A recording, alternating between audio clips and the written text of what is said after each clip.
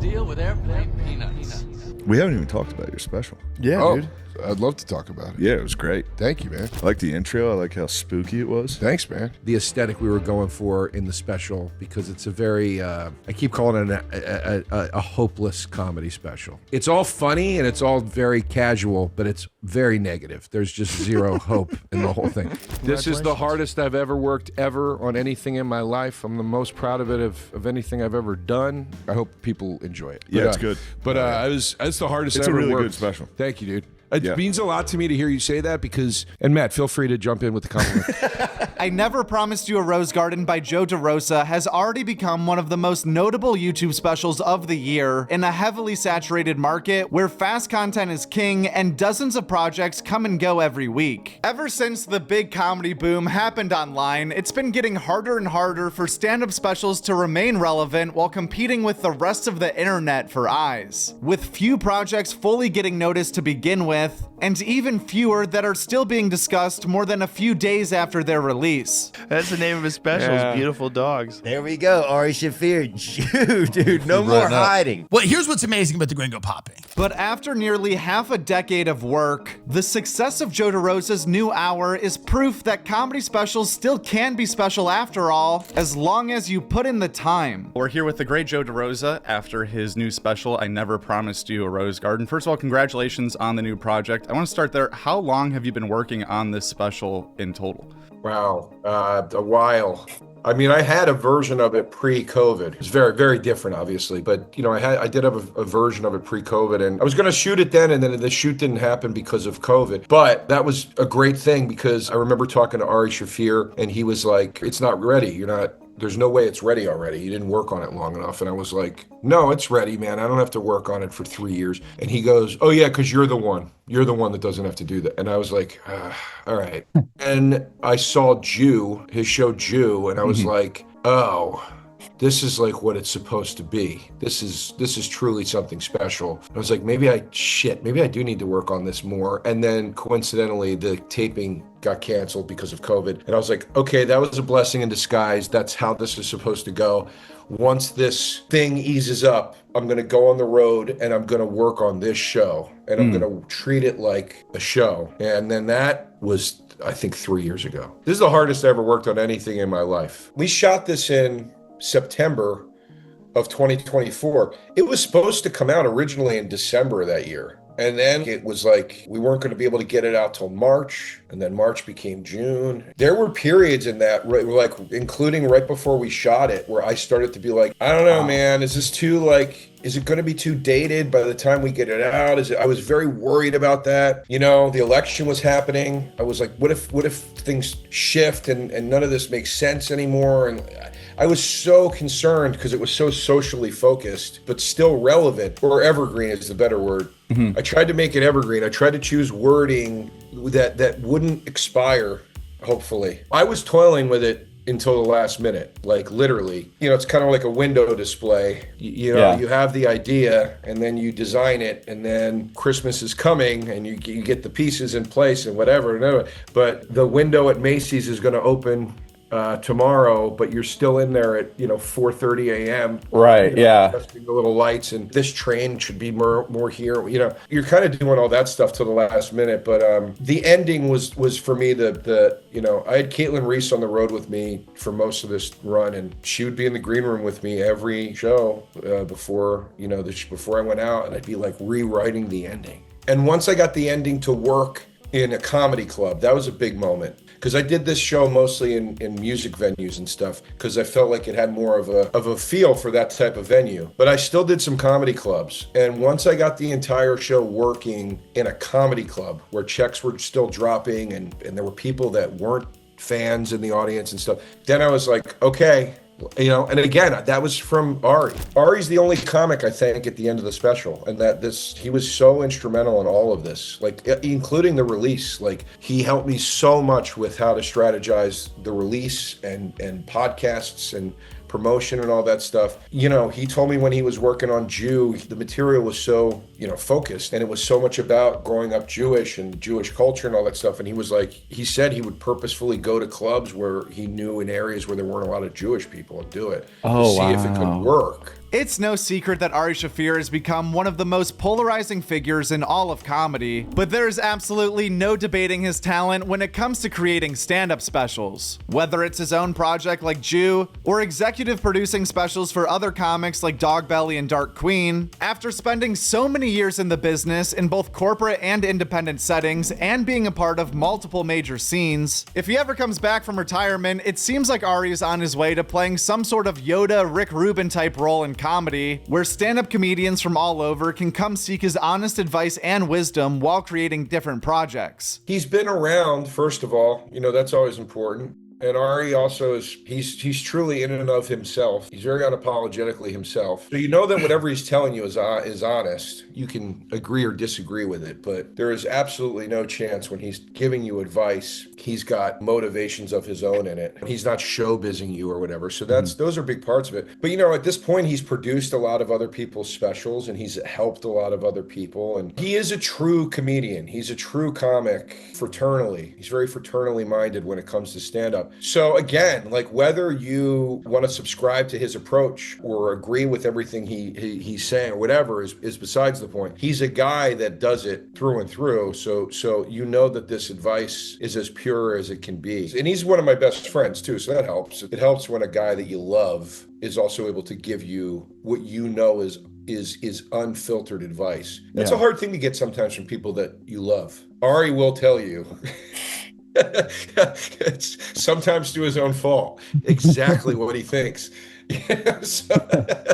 So he's a great resource, man. Ari's influence on this project certainly seems to have paid off, because not only is I Never Promised You a Rose Garden one of the best YouTube specials of the year in terms of actual content, but it's also shot in a really unique way similar to Jew. The extra effort put into the production side is apparent right from the jump and continues to get more unique and eye-catching as the hour builds. Well, besides the jokes, one of my favorite parts was the just editing. Like, it was very cool, and like the title screens, the edits at the end, just like the I don't know what it's called, the filter. It just looked very cool, and unlike most specials that I have seen.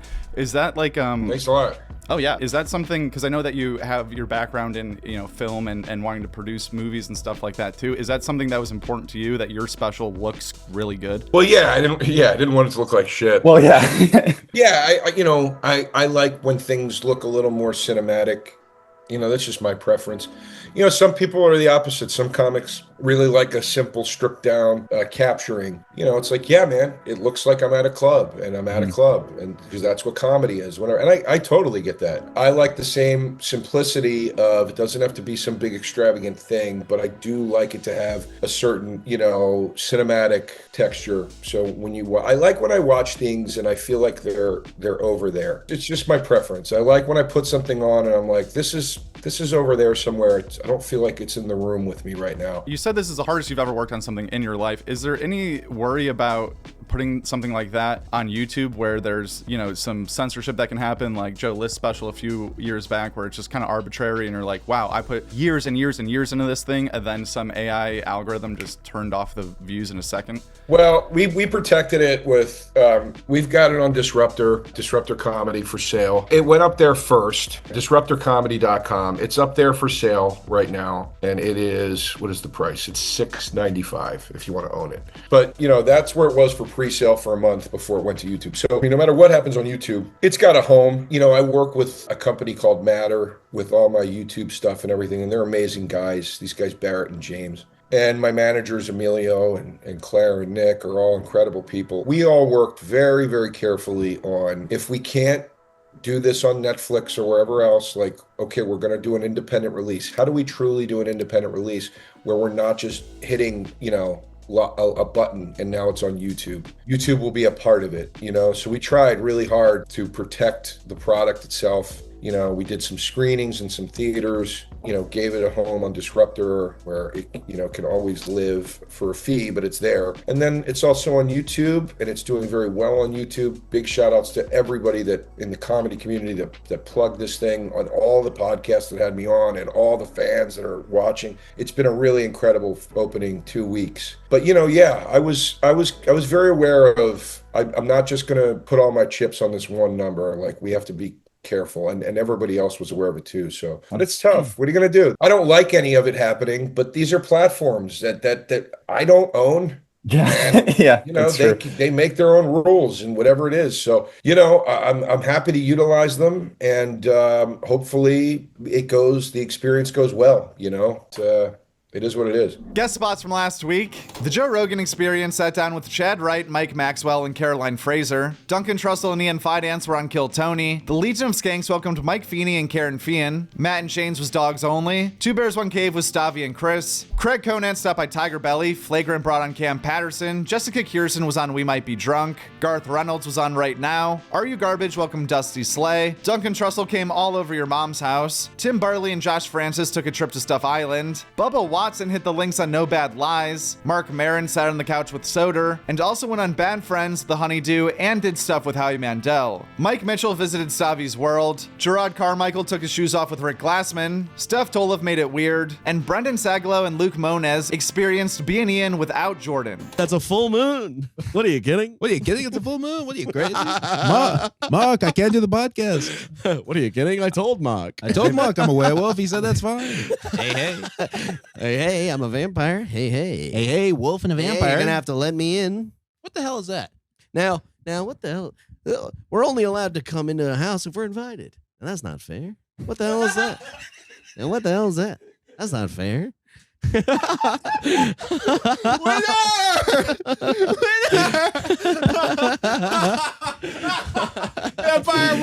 The Rizzler visited this past weekend with Theo Von. Jared Freed took a ride on the Heartland Highway. Story Wars was a battle between Brendan Sagalow, Yakov Smirnov, and Rachel Wolfson. Jim Florentine sat in the way back. Maria Bamford broke bread with Tom Papa. Jim Jeffries stopped by Burtcast. Sagday DePod had on Mike Lawrence. Jeremy Corbell joined the Duncan Trussell Family Hour. Derek Drescher and Gio Perez stopped by You Know What Dude. Andy Haynes be trippin'. Burbs Bros had on Dr. G. Robert Kelly was on Jim Norton Can't Save You. Corinne Fisher was on the Dynamite Rocket Ship. Chloe LeBranche and KP Burke were on Zach Amino's Morning Zoo. Joe DeRosa went on a second date. Karen Fian was on Madhouse. Brendan Sagalow applied for co-host Wanted. Tuesdays with Stories, Son of a Boy Dad, The Church, Rough Week, Tim Dillon Show, Cockfight, Solid Show, Chubby Behemoth, Camp Gagnon, History Hyenas, Whiskey Ginger, and Dad Meat all did not have guests. And we interviewed Chris Stefano about taking over as host of Two Bears, One Cave right here on Joke World. As far as new stand-up comedy specials that are either out right now or coming out soon, Ralph Barbosa, Planet Bosa is out on Hulu. Dusty Slay, Wet Heat is out on Netflix. Mark Maron, Panicked is on HBO Max. And out on YouTube is Beth Stelling, The Landlord Special. Jim Florentine, Can't Please Them All. Zoltan Kazas, Austin is America. And of course, Joe DeRosa, I Never Promised You a Rose Garden. Which, by the way, if anyone's gonna go watch that after finishing this video, please leave a comment over there telling them Joke World sent ya. This is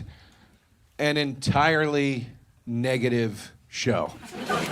There is nothing positive whatsoever. It is a hopeless affair from front to back. Not a speck of hope. There's also two new exciting specials, both coming out on August 12th, with Jim Jeffries' Two Limb Policy on Netflix and Josh Wolf, The Campfire Special on YouTube. And not technically stand-up specials, but there's new episodes of Dr. Phil Live and Roast Battle League out right now, along with a new stand-up set from Josh Johnson, which of course can all be found right here on YouTube. And last but not least, the last video we posted contains all of the funniest moments from the month of July 2025, otherwise known as the Joke World Best of the Month compilation, which can be found on the end screen right after this. And as always, the bonus footage from our interview with Joe DeRosa, where we discussed Austin, the mothership, and any other comedy-related questions I had for him, can all be found on patreon.com/jokeworld, where for just $5 a month, you can help fund independent comedy journalism and watch exclusive shit that's never gonna be on YouTube. But also, obviously, thanks for watching YouTube.